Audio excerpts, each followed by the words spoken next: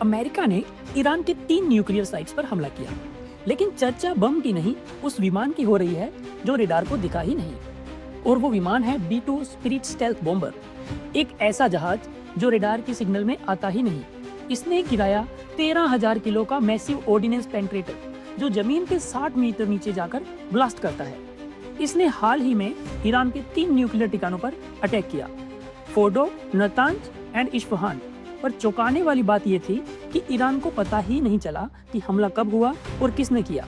आज की वीडियो में हम बात करेंगे B-2 स्पिरिट स्टेल्थ बॉम्बर के बारे में और इसके पीछे क्या टेक्नोलॉजी काम करती है और इसके पीछे क्या साइंस छुपी हुई है।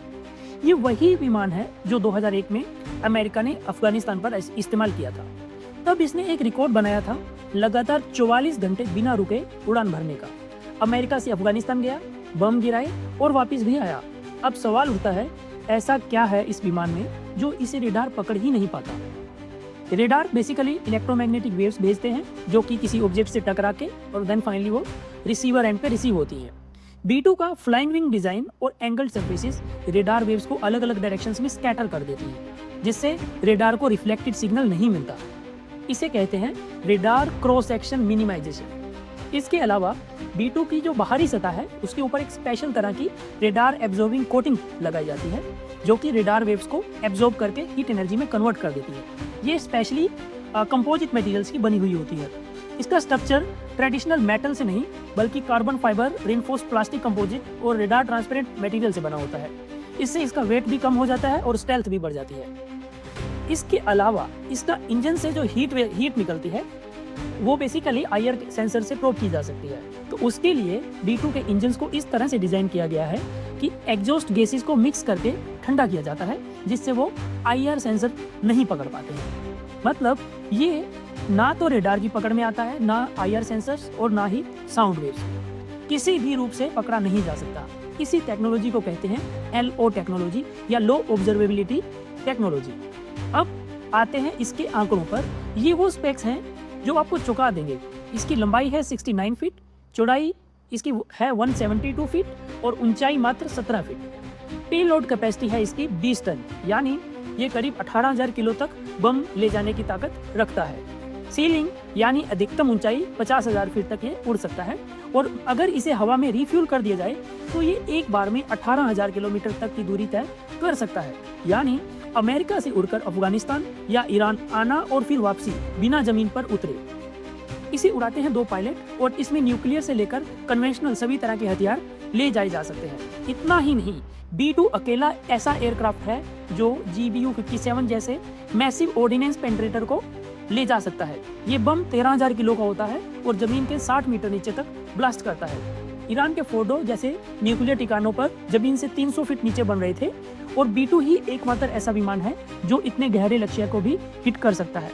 जैसा कि आप इस वीडियो से देख सकते हैं कि B-2 स्टेल्थ बॉम्बर के फ्लाइंग विंग डिजाइन में कोई अलग से टेल पार्ट नहीं होता है। पूरा प्लेन एक पंख की तरह ही दिखाई देता है, यानी सिर्फ विंग ही है, बाकी कुछ नहीं। नॉर्मल प्लेन्स को अगर आप देखोगे तो उसमें एक टेल पार्ट होता है जो बेसिकली एक हॉरिजॉन्टल स्टेबलाइजर का काम करता है, जो फ्लाइट को संतुलन देता है। जब प्लेन ऊपर या नीचे होता है तो टेल उसे वापस बैलेंस में लाता है, लेकिन फ्लाइंग विंग में टेल नहीं होता है। इसलिए अगर प्लेन थोड़ा सा भी ऊपर या नीचे झुके तो उसे वापस लाने के लिए कोई नेचुरल रिस्टोरिंग फोर्स नहीं होता है। यही इस प्लेन को अनस्टेबल बनाता है।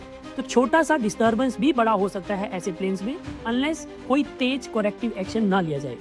B-2 जैसे फ्लाइंग विंग प्लेन में कंप्यूटर हर सेकंड हजारों कैलकुलेशन करता है और कंट्रोल सरफेसेस को ऑटो एडजस्ट करता रहता है ताकि प्लेन स्थिर बना रहे। बिना कंप्यूटर के इंसान इसे मैनुअल मोड में नहीं उड़ा सकता है।